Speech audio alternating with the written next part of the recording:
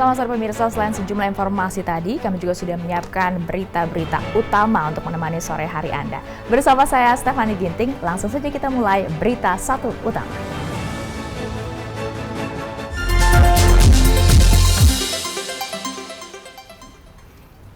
Informasi pertama pemirsa, kantor Kecamatan Sukawening, Garut digeruduk warga. Aksi ini sebagai bentuk kekecewaan warga atas dugaan kecurangan dalam Pilkades.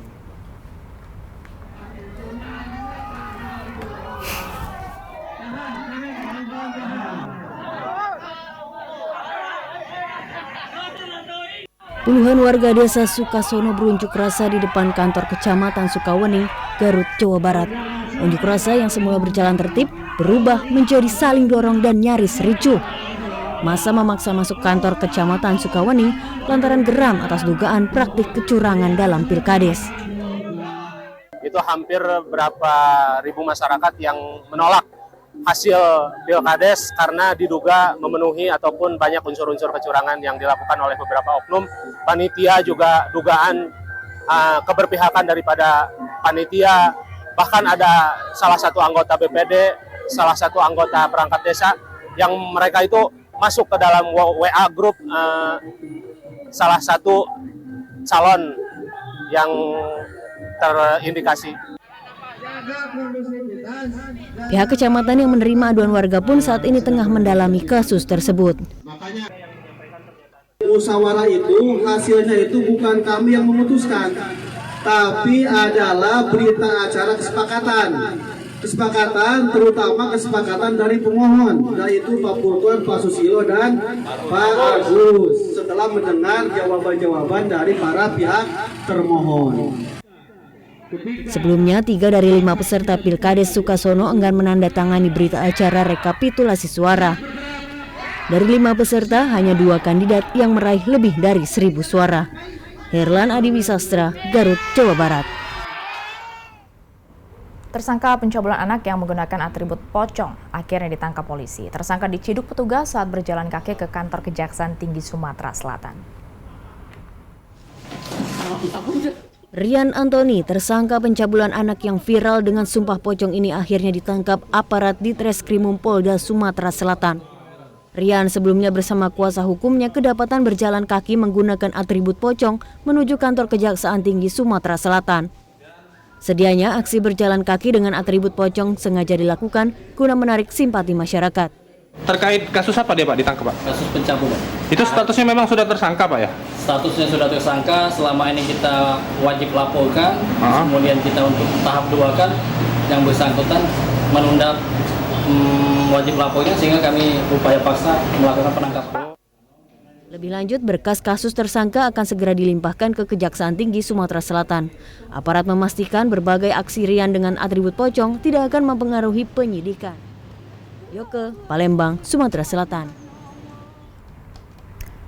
Seorang ibu di Depok, Jawa Barat diduga jadi korban KDRT oleh suaminya sendiri dan kemudian ditetapkan sebagai tersangka. Usai kasusnya viral di media sosial, polisi kini menangguhkan penahanan ibu dari 3 anak tersebut.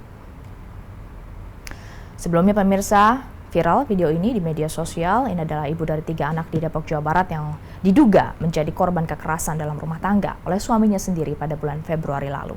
Dari keterangan resmi polisi, penganiayaan berawal saat pasangan suami istri ini cekcok. Tersinggung dengan ucapan istri dengan inisial PB, sang suami menumpahkan bubuk cabai ke matanya yang berujung pada keduanya kemudian terlibat dalam kekerasan fisik. Di antaranya melukai organ vital sang suami. Sang istri sempat ditahan di Mapolres Depok dan ditetapkan sebagai tersangka. Usai kasus ini menjadi sorotan, Kapolda Metro Jaya menyatakan untuk sementara penahanan tersangka ditangguhkan, apalagi melihat kondisi suami istri yang sedang dalam pengobatan.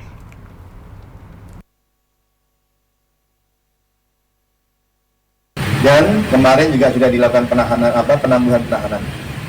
Ya, penambahan penahanan artinya di kedua belah pihak, sementara antara suami yang melaporkan istri dan istri melaporkan suami sama-sama tidak ditahan. Memang kondisinya sebenarnya di dua belah pihak ini suami istri dua-duanya bisa dilakukan penahanan. Ya. Karena kita semangatnya adalah keutuhan rumah tangga dan keluarga, kami menghimbau nanti pada saat suami karena melakukan pengobatan akibat kekerasan yang dilakukan istri, ada hal-hal yang perlu dilakukan pengobatan. Ya. Demikian juga untuk istri yang mungkin sekarang kondisinya udah lebih baik, ya untuk merenungi kejadian yang kemarin itu apakah masih bisa keluarga disatukan. Kasus kekerasan dalam rumah tangga di Depok ini menjadi sorotan. Kasus ini menjadi polemik setelah Polres Metro Depok menetapkan sang istri sebagai tersangka. Kita bahas bersama dengan Hipnu Nugroho selaku pakar hukum pidana dari Universitas Sudirman. Prof. Hipnu, selamat sore. Selamat sore Mbak Stefani. Ya, Prof, ini kan saling lapor, lalu keduanya sama-sama jadi tersangka. Biasanya kan kalau ada laporan atau aduan, ada yang namanya pelapor, kemudian terlapor. Nah, kalau ada memenuhi unsur, baru terlapornya menjadi tersangka. Dalam kasus ini berbeda. Bagaimana konstruksi hukumnya menurut Anda, Prof? Ya, konstruksi hukum sebetulnya ini tidak masalah ya, saling menjadi lapor. Pertanyaannya gini Mbak Stefani, penyidik sebetulnya harus melihat sebagai bentuk konsep bahwa pelapor yang pertama itu siapa, itu kan, alasannya apa, itu. Oleh karena itu dalam hal seperti ini akan dilihat subjek hukumnya itu mempunyai kriteria legal standing tidak. Kalau kita lihat legal standingnya ada semua. Pertanyaannya tadi Mbak Stefani, sama-sama melapor suami istri. Nah, oleh karena itu dalam seperti ini tindakan penyidik nggak salah. Tidak salah saling melapor dan kemudian ditangani semua karena namanya laporan, ini bukan laporan, aduan karena suami istri harus ditanggapi. Pertanyaan yang menarik itu kenapa secepat itu dilakukan upaya paksa? Ini ramainya kan di situ. Upaya paksa yaitu penahanan. Memang nggak salah di dalam syarat subobjektif terhadap kekerasan dalam rumah tangga itu dikecualikan, yaitu walaupun ancamannya tidak 5 tahun syarat objektif. Tapi syarat subjektif objektif terpenuhi. Tadi Pak Kapolda menyatakan seperti itu. Tapi mbok yao, gitu kan. Karena ini ternyata suami istri, ya harusnya diselesaikan secara baik-baik atau diselesaikan kalau istilah hukumnya mediasi penal. Yang berkembang sekarang menjadi restoratif justice. Nah, ini yang saya kira jalan titik temu untuk permasalahan seperti ini Mbak Stefani. Iya, memang dalam kasus ini mengemuka ya soal restoratif justice. Tapi saya mau nanya itu nanti Prof ke Prof Hipnu. Kita bahas dulu soal, saya masih punya beberapa pertanyaan soal logika hukum dari kasus ini. Karena kan kalau kita dengar kronologinya dari polisi, ini kan awalnya ada cekcok, kemudian sang suami melemparkan bubuk cabai, kemudian ada perlawanan dari sang istri dengan melukai organ vital dari suami. Bisakah ini dikategorikan sebagai pembelaan diri seperti dalam pasal 49 KUHP? Sehingga menjadi pemaaf bagi sang istri, Prof. Wah, ini menarik, Pak. Dalam konteks teori sebab akibat, apa yang sampaikan Mbak Stefani, apa yang dilakukan oleh ibu dari tadi pelapor pertama, itu bagian dari pembelaan. Sekarang pertanyaannya, dalam situasi tindakan yang pertama itu siapa yang melakukan? Kan suaminya, kan gitu kan.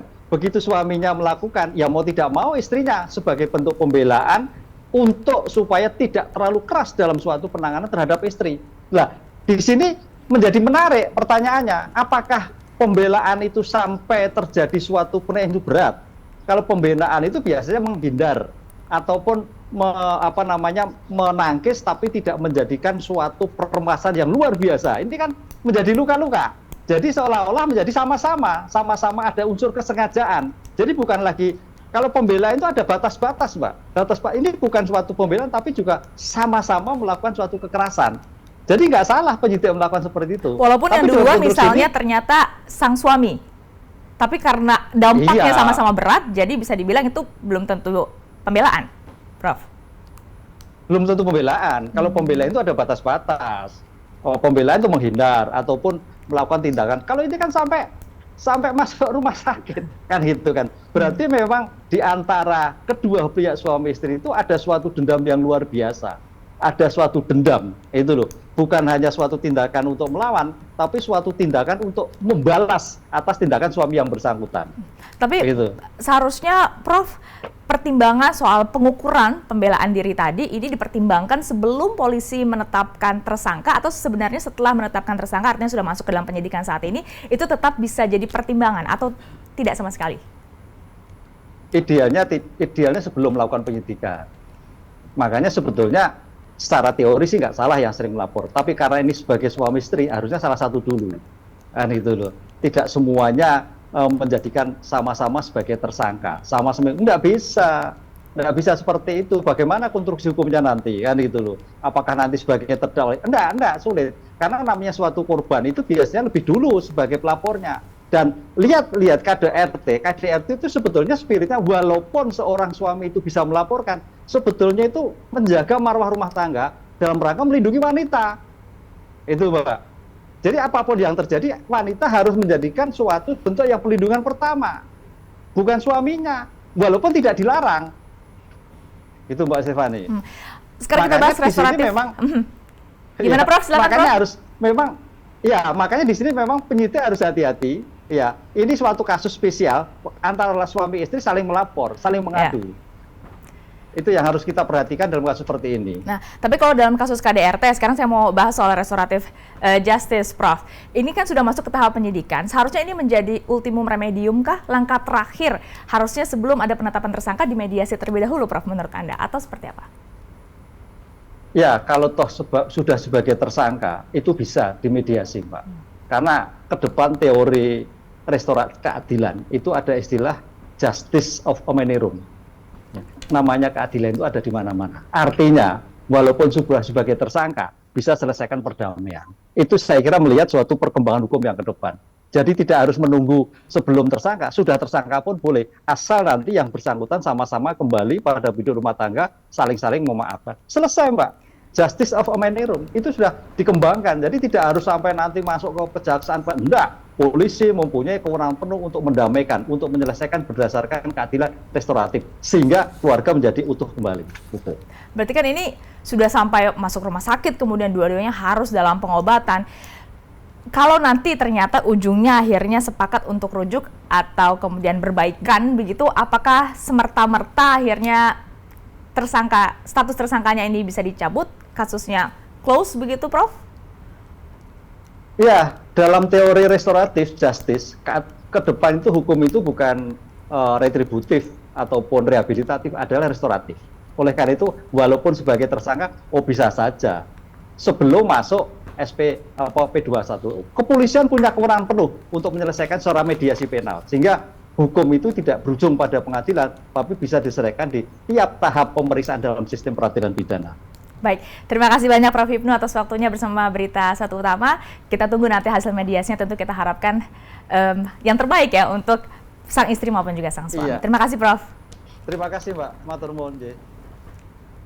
Kita ke informasi lainnya, pemirsa, ini terkait dengan seorang ibu di Depok, Jawa Barat yang memang telah menjadi tersangka dan dalam kasus kekerasan dalam rumah tangga yang tadi kita bahas. Dan kasus ini terungkap setelah sang adik mengunggah kondisi korban pasca diduga mendapat kekerasan fisik dari sang suami. Kasus kekerasan dalam rumah tangga di Depok bahkan mendapat sorotan dari Menko Polhukam Mahfud MD. Menko Polhukam meminta agar Kapolda secara khusus menangani kasus dengan berimbang. Hal ini diungkapkan langsung Kapolda Metro Jaya Irjen Pol Karyoto. Atensi yang dilakukan Menko Polhukam ini segera langsung ditindaklanjuti. Dan bagi kami memang penyidikan ini menjadi atensi. Ya. Apapun, apalagi ada keluhan masyarakat. Ya. Apalagi kalau Pak Menteri Hukum dan Polhukam sudah menanyakan saya, berarti ini menjadi atensi betul oleh beliau. Ya. Saat ini baik suami dan istri sama-sama ditetapkan sebagai tersangka. Namun tidak dilakukan penahanan terhadap suami dengan alasan kesehatan. Hanya saja karena ada dua pihak yang saling melapor, makanya ini tangguhkan dulu. Proses penanganan kasus sudah dilakukan sesuai dengan prosedur. Dalam kasus ini kedua belah pihak saling melakukan laporan tindak KDRT. Sebelumnya diketahui BP, ibu dari 3 anak ini menjadi korban kekerasan dalam rumah tangga oleh suaminya sendiri.